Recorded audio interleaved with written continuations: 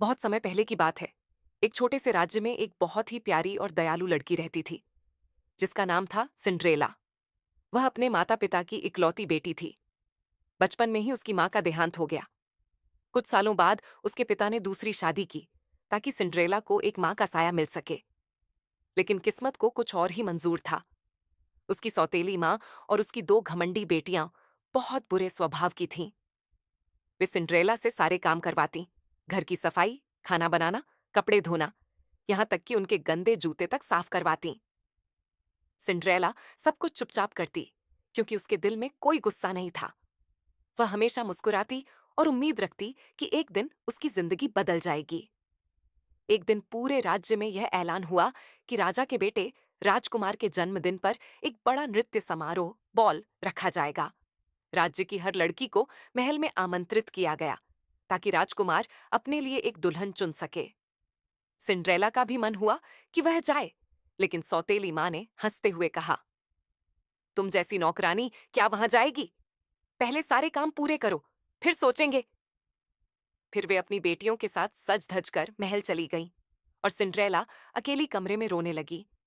तभी अचानक कमरे में एक रोशनी चमकी और वहां एक जादुई परी आ गई। वह मुस्कुराई और बोली, मत रो बेटी, आज तुम्हारा सपना सच होगा।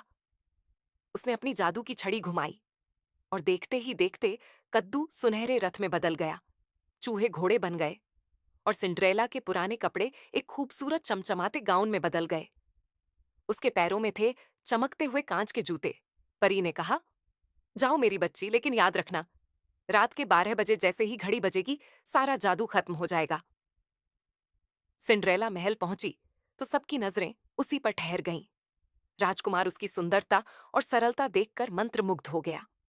उसने सिंड्रेला को नाचने के लिए आमंत्रित किया। दोनों ने पूरी रात नाचते हुए बातें की, जैसे वे एक दूसरे को बरसों से जानते हों। मगर जब घड़ी ने 12 बजने शुरू किए तो सिंड्रेला घबरा गई और बिना कुछ कहे भागी। राजकुमार उसे रोक नहीं पाया, लेकिन भागते समय सिंड्रेला की एक चप्पल गिर गई। राजकुमार ने वह चप्पल उठाई और कहा, मैं इस लड़की को जरूर ढूंढूंगा। अगले दिन पूरे राज्य में घोषणा हुई कि जिस लड़की के पैर में यह कांच की चप्पल फिट होगी, वही राजकुमार की रानी बनेगी। हर घर में कोशिश हुई, लेकिन किसी के पैर में वह चप्पल नहीं आई। आखिरकार राजकुमार सिंड्रेला के घर पहुंचा।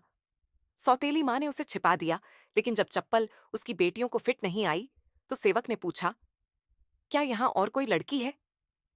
तब धीरे धीरे सिंड्रेला बाहर आई। सब हैरान रह गए जब चप्पल बिल्कुल फिट आई। राजकुमार ने उसे पहचान लिया और कहा, तुम ही वो हो जिसने मेरा दिल जीत लिया। राजा और रानी ने शादी की पूरी तैयारी करवाई और पूरे राज्य में खुशी की लहर दौड़ गई। शादी के बाद सिंड्रेला ने अपनी सौतेली माँ और बहनों को माफ कर दिया, क्योंकि उसका दिल बहुत बड़ा था। वह और राजकुमार हमेशा खुशहाल जीवन बिताने लगे।